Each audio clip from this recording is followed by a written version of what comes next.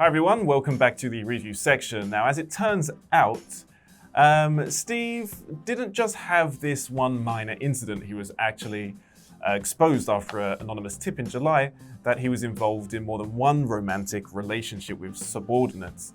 And it turns out that he actually gave hundreds of dollars worth of stocks to one of the people he was involved with.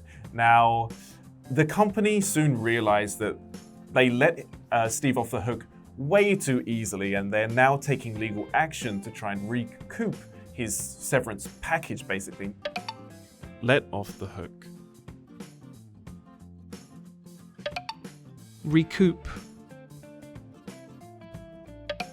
It is reported that in McDonald's that managers and subordinates must have no relationship whatsoever. In fact, in terms of the hierarchy, there shouldn't be any relationships involved with management and their direct reports even.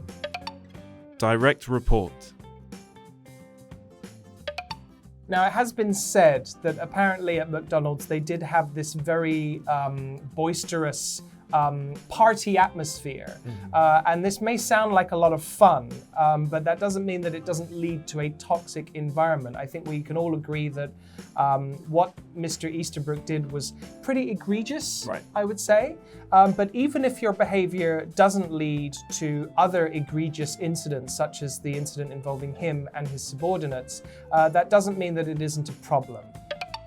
Egregious. So McDonald's now has a new CEO involved. I believe his name is Chris Kepczynski. Right. And he has vowed to change this, to clamp down on this and make sure that this stuff doesn't really happen again. But all things considered, he really has his work cut out for him. Have your work cut out for you. Steve was fired because of inappropriate relationships, but what other reasons, or what do you think are the main reasons that CEOs actually end up losing their jobs? Oh, I mean, there's a whole big list of reasons why they might do. I think that if public support is very, very weak, they can certainly lose their jobs. Very often scandals. Yes. I think that's probably the main one, because honestly, a lot of bad CEOs, they never get fired.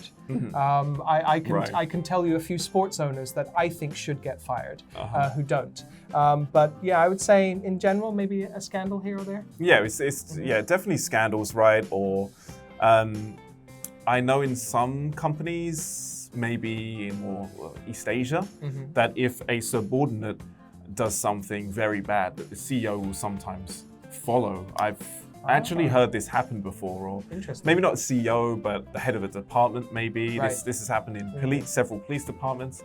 But like Alex said, scandals, whether it's embezzling money or some kind of sexual scandal that's gone on.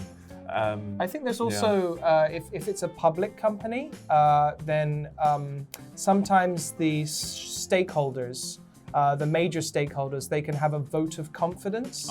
And if the vote of confidence goes against the CEO, then the CEO will then have to stand down.